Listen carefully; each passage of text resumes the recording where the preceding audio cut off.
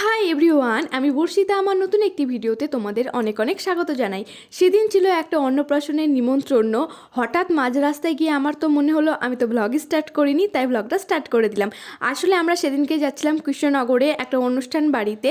তো সকালের দিকে আমরা রেডি হয়ে গেছিলাম, 10টায় যাওয়ার কথা ছিল কিন্তু আমরা বেরিয়েছিলাম ওই 12টার দিকে। তো এখানে পৌঁছে গেছি। এটা ছিল কৃষ্ণনগরের ঘূর্ণিতে। আর যে ঘরটা দেখলে সেই ঘরটা সাজানো হয়েছিল খুব সুন্দর করে। অনুষ্ঠান দেখার পরে আমাদের সবাই একটু খিদে পেয়ে গেছিলো, তাই আমরা চলে গেছিলাম ফুচকা খেতে।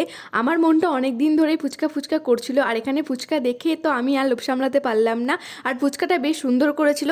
ফুচকাটাকে হজম করার জন্য এখানে চলে এলাম কোল্ড ড্রিঙ্কস খেতে। সবাই মিলে একটা করে কোল্ড ড্রিঙ্কস নিয়ে নিলাম।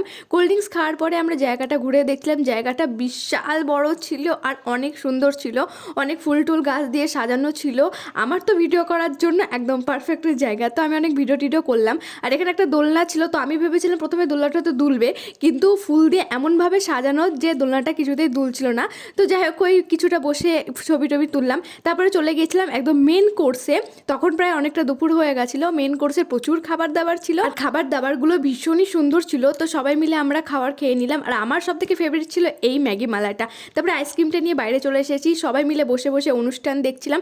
তখন প্রায় বিকেল হতে চললো। আর এই দেখো, সবাই নিজের নিজের মতো বসে অনুষ্ঠান দেখছিল। আর আমি আইসক্রিম খেতে খেতে কী যে একটা চিন্তায় মগ্ন হয়ে গেছিলাম আমি নিজেও জানি না।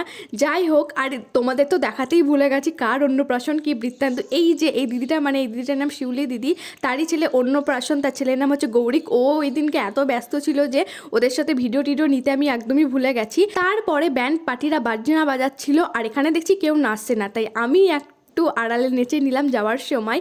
তারপরে আসার সময় একটা কফি খেলাম, কারণ তখন একটু ঠান্ডা ঠান্ডা লাগছিল।